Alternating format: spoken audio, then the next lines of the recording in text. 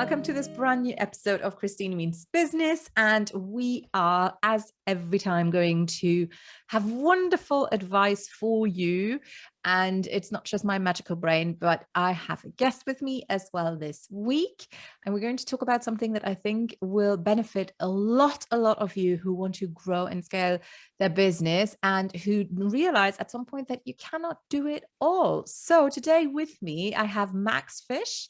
He is a successful real estate investor and a founder of the Liberty Business Solutions.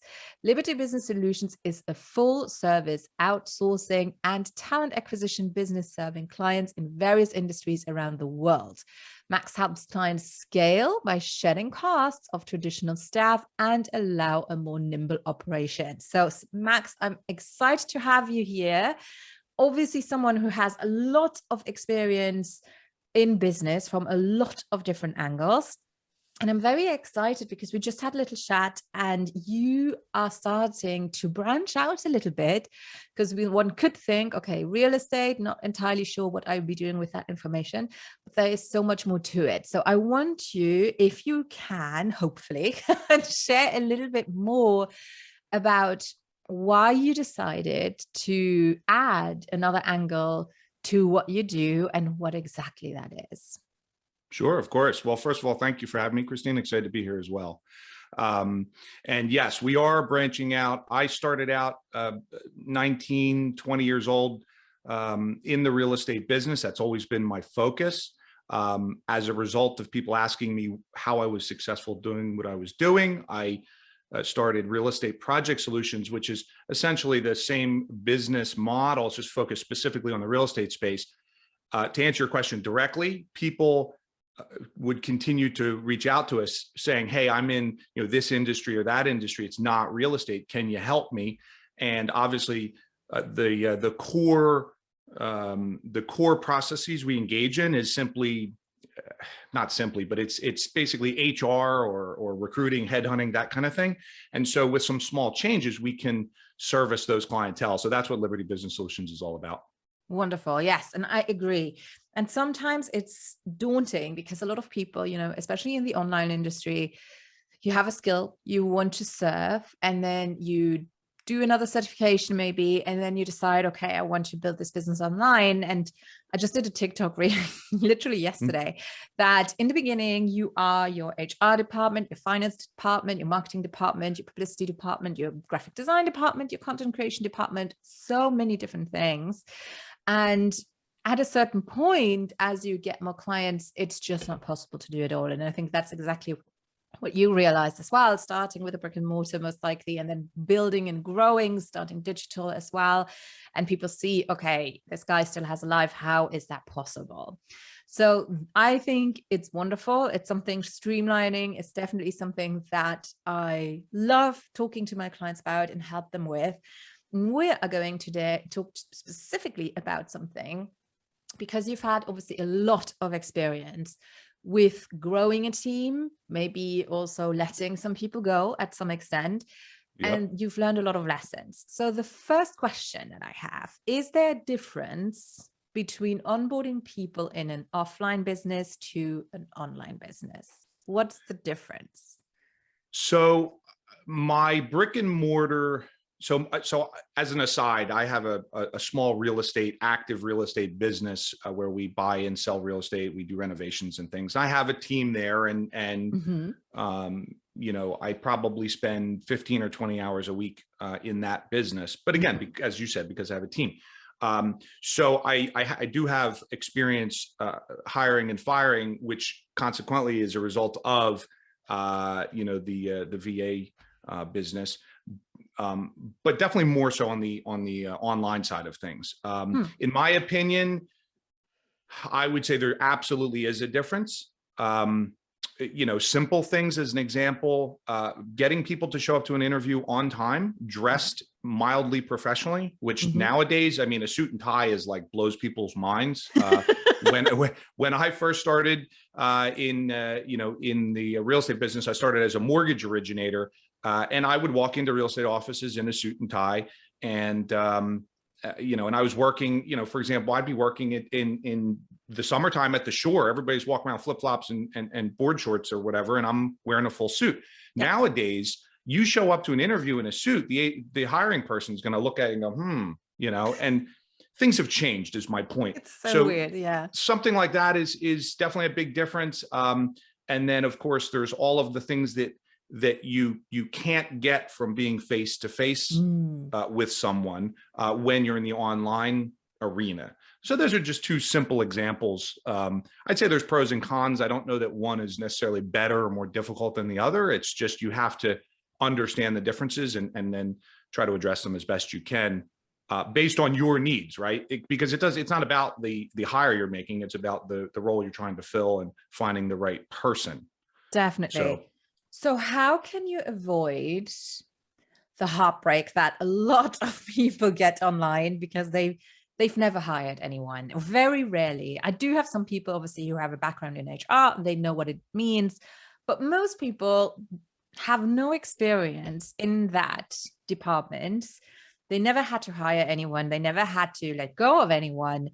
So obviously what we wish for people is to listen to this episode, and then when they decide to hire, they will do it the right way or the best way possible so that they will be avoided the conundrum, dilemma, and heartbreak of realizing this is not working out. How can I cut ties here? So maybe before we go into the discussion of how you can maybe let someone go, how can you maybe make sure that you prepare the best way to attract the right person? Because I think that's already where a lot of people kind of not fail is not the right word, but are suboptimal in when they actually say what they need help with. So two things. I liken it to painting. All right. You want to paint a wall. You don't run and grab the paint bucket and the paintbrush and start painting. Any good painter will tell you 90% of the job is preparation, making sure that the surface is smooth, making sure it's clean, making sure all the nails are right, making sure that all the repairs are done. You know, if you have a dirty wall that's all, you know, banged up with, you know, I don't know, divots or dents or whatever in it, and you paint it, okay, well, you're going to have a nicely painted, dented, dinged up, dirty wall. So you are, in my opinion, 100% correct. All of the upfront work that you do will increase the likelihood that you attract the right person in the right situation and you have longevity. The biggest issue that I find personally, and this plays for clients as well, is turnover. Okay. Yeah. You invest a whole bunch of time and energy in someone, training and onboarding and all of that. And then you have an issue. And now you have to, most people will just cut and run. Unfortunately, the 2 weeks notice thing is rare in my experience. But then you have to now stop your other work, start looking for someone, find that person, go through the whole process again. And now you've not only lost the time because you're dealing with that yourself, right? We all started essentially as a team of one, but you also lost all of the time that you would have otherwise spent elsewhere. And so if folks listening to this get nothing other than what I'm about to say, I'd be like really, really happy for everybody. In the real estate business, we deal with contractors. Now, I know a lot of great ones. I know a lot of bad ones and everything in between. Most people have had some experience with contractors. The best lesson I ever learned in real estate, other than you only make money when you buy, is slow to hire, quick to fire. Yeah. As soon as you see a problem, understand you should be thinking about possibly cutting ties, because people don't typically change their change their stripes or whatever the saying is. So if you see an issue, to try to like coddle that person and work through it is again, in my experience, always a failure. And so, you know, you do everything by the numbers, and if it doesn't line up, you know, you politely, you know, and yeah. Most people think that a termination is bad for them or bad for the employee or the contractor. But in reality, it's almost always better for both of you if it's a bad situation to end it earlier than later. I agree. I think one thing that I had an interview about is that, like, even before you even do the job description, is to be really clear about what you expect as well, you know, because I think that's also a mistake that a lot of people do. They say, okay, I need someone, let's say, to paint, yes, the house, but they don't say how it's supposed to be to look like, you know. So in what amount of time, how much paint, in, you know, in what rooms, if we use the metaphor again. So whatever Of you're course. hiring for, make sure that you have a time frame in there if you can, or some quantifier. I find that is really, really important. Another tip that I had, and I found this really interesting, and I'm interested in if you have something similar. We talked about, you know, the good old times when you were dressed up in a suit and tie for an interview, or at least you tried to give some appearance of being a put together, having it all together person, how that has changed. And obviously, yes, just being on time is already something. But nowadays, you know, even with VAs, a lot of the time you don't even have like Zoom onboarding calls, depending on what it is. So I'm going to give you guys a little tip that someone told me. And it's when you have the you know, when you appeal that, you guys, I'm looking for someone who, give them a list of different tasks to do. So right from the bat. So it could be, send me an email with this precise subject line. And it already tells you who's going for detail and who isn't. And all the people who are not using that subject line are already Shouldn't even be considered. disqualified. Exactly. Exactly. Or apply between 4 p.m. and 6 p.m. Europe Central. Or, you know, these are the 5 questions. Please just answer me with these 5 questions. I'm not interested in anything else. And it is a game changer. And I just did it recently for someone to help me with my Instagram. And there were like so many people, and I knew in that group there'd be a lot of freelancers in there. And I had 5 very specific questions. And anyone who just didn't even answer these 5, where I could see they didn't read it, they didn't answer these 5 precise laid out questions, I didn't even get back to them. And I think that's already something, you know, that will tell you a lot about the person. Are they looking at the detail? Are they actually reading what you're asking them to do? And it's going to save you a lot of heartache. So how do you do that? Maybe you have another tip like that that can be super helpful as well. Yeah, I totally agree. And that's exactly what we do in our business. So just to give you an example, Liberty Business Solutions, called sister company, because, you know, LBS is fairly new, Real Estate Project Solutions. We interview at this point something like 500 to 600 folks a month. Wow. Okay. We hire about 7 to maybe 8% of them. All right. And most people go, well, that's insane. To which I would say, well, yeah, maybe. But when someone goes, so we put out very detailed, to your point, very detailed job descriptions. We refer the folks to a website of ours where they have a questionnaire, and we ask them very pointed questions similar to what you're alluding to. And we know that depending on how they answer, they may not have read, they may be rushing. And you know, you can't derive a decision based on that, but you can, it helps to influence your, you know, your opinion of this person. I mean, honestly, little stuff, you know, do they use proper punctuation? Do they capitalize? Do they, you know, little things like that are really interesting. We had at one time, we had, you know, we had our questionnaire. Let's say there's 10 questions. We asked for maybe an audio recording if they're doing phone work, and a copy of their resume. We had one question that said, I forget, it was something like, if you read this question, you can, you know, skip the next 10 questions or something.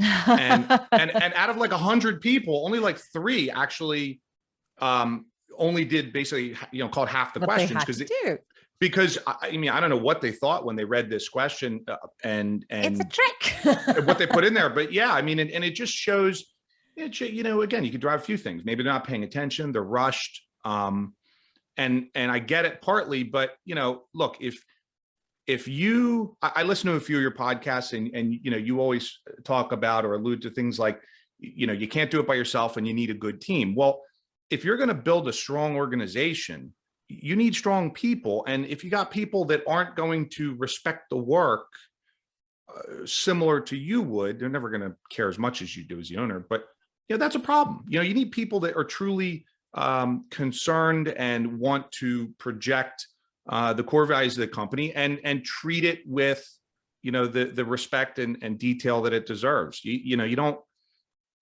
anybody can hire bodies, and, you know, but we're not digging ditches. It's very specific work, and there has to be a connection. in terms of personalities and things like that. So, if your work ethic differs significantly from the person you're hiring, that too could be a problem. So all of those little nuances come into play. I agree. There's one question that I want to ask you because it's in the topics that you offer to talk about.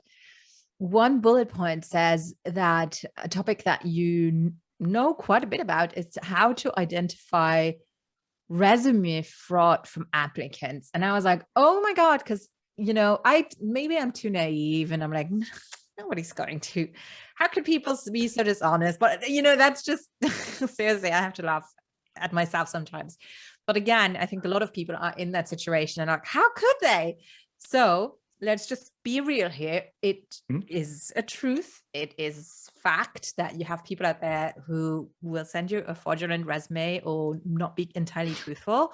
So within your experience, you've obviously identified a couple of, hints or a couple of you identified identifiers. That's not the most eloquent I've ever been, but you identified some key points where you're like, okay, this doesn't quite work.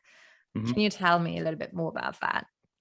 Yeah, so not to be too long-winded, but it's a very big deal. And I think, look, everyone that I meet in this space, for the most part, not everyone, but the vast majority are very upbeat, very positive, very hardworking type of folks. And, and everybody's had failures and successes and all that kind of stuff. So, I think that most of us are not jaded and we don't take a negative view, or at least we don't lead with a negative perspective on things. And so, yeah, the thought of somebody misrepresenting themselves blatantly on a resume is foreign to me, to you, to most people, because, look, we all embellish, right? I'm not going to, I'm not going to say, well, I got a 3.0 GPA. I'm going to tell you it was a 3.679 or whatever, because you want to put your best foot forward. But there's a difference between that and fraud. What a lot of folks will do is they will assume that the information they're given is accurate and understandable, because that's what they would do. But if you're a one-man band, you don't have the time and resources like my team does to go through and verify all this stuff. So, you may get a good positive interaction with someone and feel good, and therefore you might shortcut some of the otherwise activities that you would do. And again, it all goes back to the same thing. My wall painting analogy. The more time you spend doing the preparation on the wall, the better the job is going to be at the end. The more time you spend interviewing and making sure you got the right person, the better, the higher the likelihood of not only a quality person, but success and longevity.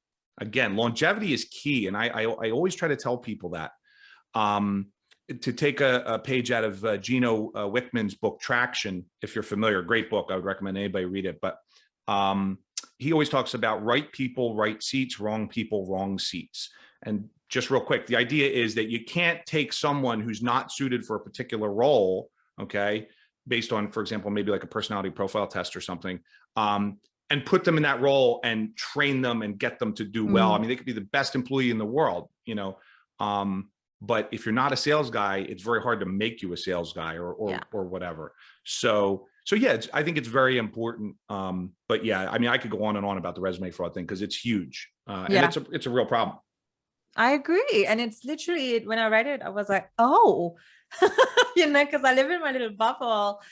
And I was like, this is interesting. So what are maybe like one or two questions that you ask that pretty much give you a direct insight whether this is actually serious or not? Here's the problem. And this is why I talk about this often. It's not that simple. It's not like, you ask a pointed question, did you go to college? It's like, yes, you did, or no, you didn't. It's very straightforward. This is really gray. And I say that for a few reasons. So this is really, really prevalent in the Philippines, for example. So a lot of folks hire Philippines, and we do some. We hire globally, though. So we find that different folks are better at different things. But it's very prevalent in the Philippines as an example, but they actually will go so far. There's companies that these folks can pay that will draft a resume, a verifiable resume, which is, to me, is just crazy town. Yeah. And they will actually put these out there, and they're very good. So what we have done is created a very long and methodical interview, hiring, onboarding process where we are able to not eliminate, but reduce the likelihood that someone's for us, the resume is just, it's just an exercise. You know, it's just something to look at. At the end of the day, what we want to know is, you know, do you have experience? Do you have the ability? Do you have the core characteristics that we want to see? Because culture and fit and all that is important. Again, it goes back to longevity. Yeah, I agree. So is that a process that you do with your clients? So if you look at Liberty Business Solutions, if you have someone who's like, okay, I'm in my business, I'm ready to, you know, grow, I need some help with some stuff. Is that what you do? How exactly do you, like, if I have someone who's like, okay, I'm ready to take the plunge, but I don't have the courage to do this on myself. I want someone who's done this, who can tell me, okay, we're going to do this, basically help me get my team together. How exactly does that, what does that process look like? So we offer two, call it lines of business. Okay. We have a fully managed solution. Okay. So Christine comes, maybe is referred to me. So maybe you and I speak directly, or you talk to one of my sales guys, and we do a, you know, general kind of Q&A or initial call, and you say, let's move forward. And we do all of the administrative stuff. From there, we have a detailed questionnaire that we provide clients, and we can, you know, incorporate all that stuff into the onboarding process. The fully managed solution is basically you come to me and you say, you know, you figure it out. Here's the things I want the person doing. And, you know, and I'll check in with them once in a while, but basically your team handles it all. Okay.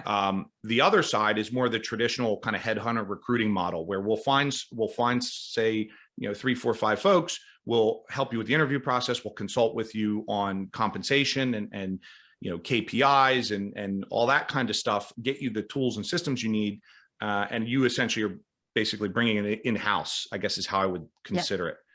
So those are the two kind of specific lines of business. And yeah, the onboarding process, like I said, typically questionnaire, and then depending on the, you know, the managed or unmanaged, there's, you know, the process there in the middle. And then there's, call it like, you know, like a post, you know, post engagement period or something where, you know, there's some guarantees and we stick around to keep an eye on things. And you just make sure that things run smoothly and the integration is as seamless as possible. There's always problems. I tell everybody, it's how severe and you know, how do we deal with them? And hopefully they're not that severe and they're infrequent. I think it's a brilliant solution. I have to be very honest. I've been doing podcasts for a long time. Like, this is my 3rd business podcast. I had Sleep Like a Boss, and we did a Sleep Like a Boss business segment. And then I did the 360 Health Biz podcast for 2 years, over 100 episodes. And then this one is fairly new, so to say, but I've been doing tons of these. And I think I've seen like VA agencies, but I haven't seen this model around yet. Like, I've seen people who help you get ready to hire, but don't really hire afterwards. So I think this is the first time I've actually heard of an agency or of a model, business model, where, you know, as a business owner, you can just literally go and say, help. And then have, like, depending on how comfortable you feel, either, you know, let your baby off, go to completely and do your thing, or have someone help you to then onboard. I really love that hybrid solution. Or transition, you know, we do that too, you know, where someone comes to us and says, I want you to manage it, and then I want to bring it in-house over time. We have clients that have, you know, say 1 or 2 agents, and it doesn't make sense to bring it in-house. We have guys that have 10, and obviously that does. Yes. Look, I'm not going to suggest that we're the only folks out there, but what I will say is I very quickly learned how difficult it is and how time consuming it is, because I'm not an HR person. I'm a sales and real estate guy from kind of, like I said, from the beginning. But what I learned is that, you know, well, take my numbers. If we're interviewing 500 people and we're hiring, you know, 35, you know, if you had to hire, you know, if you do those metrics, it's like, are you going to interview 100 people as a business owner, especially if you're the only one? You don't have the time. It's crazy. I think most people wouldn't even know where to find them. That would be the first step. because I think honestly, loads of people here, they don't know, like, okay, you might have 5 Upwork or anything like that, but then you get overwhelmed. But most people wouldn't even know where to find all of those resources, and it's not their job to know. Let's be very frank. It's not here. interesting. It's not fun, of course. And it shouldn't be, so, and I'm all for outsourcing what is not in your zone of genius and what you don't need to do. And ultimately, for you guys listening out there, your job is to serve your clients and to find new clients, or to have new clients find you. All the rest of the stuff, in my opinion, is always best outsourced. So I love this service. I just think it's really, really great. I'm very, very happy that we have you here so that people know that it exists. And obviously you're very knowledgeable about it. So tell us, if I have someone who's like, okay, actually, this is exactly in my comfort zone because I've tried doing it on my own and then I hired the wrong people and now, we're not getting anywhere. So how do they get in touch with you and go through process A or process B that you described to us? So right now, Liberty Business Solutions is working on the final website and all of that. So for now, I would say either Facebook or Instagram. You can reach out to me directly. You could find the business there as well, or go on the realestateprojectsolutions.com website, find some additional information, and you can submit your information for a call. For folks that are listening, that would want to speak with me directly, obviously I'm very busy, but I try to make myself available. And if you go through the website, chances are you're going to end up speaking to one of my sales guys, which they're very friendly, very great, no high pressure stuff. But sometimes people like to, speak directly to me as someone who's more in kind of walking in their shoes, I guess, as opposed to an employee. Absolutely.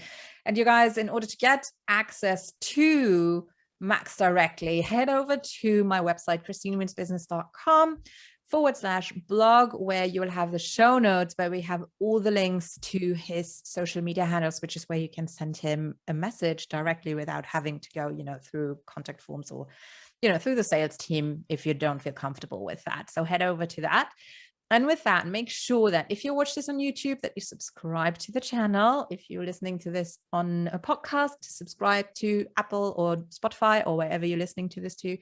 And also, if you prefer to read very quickly what we've been talking about, you do have the show notes and all the links that are clickable on my website, Christine Wiens Business, and I really appreciate it. Also, if there was something interesting, don't forget to leave us a 5-star review. We always appreciate it. And it's my oxygen as a business owner, obviously. So Max, thank you so much for investing your time with us today. I honestly hope that you'll have lots of people reaching out. I think it's like my 2 thumbs up are definitely there, like my stamp of approval for anyone listening. Definitely check it out, specifically if you start to feel overwhelmed because you've got so much to do. So Max, thank you so much for being here today. I really appreciate that, Christine. It was a pleasure, and I appreciate the vote of confidence. So thank you. Wonderful. All right, you guys, I'll see you in 2 weeks with a new guest and a new topic, and take care and talk to you soon. Bye-bye for now.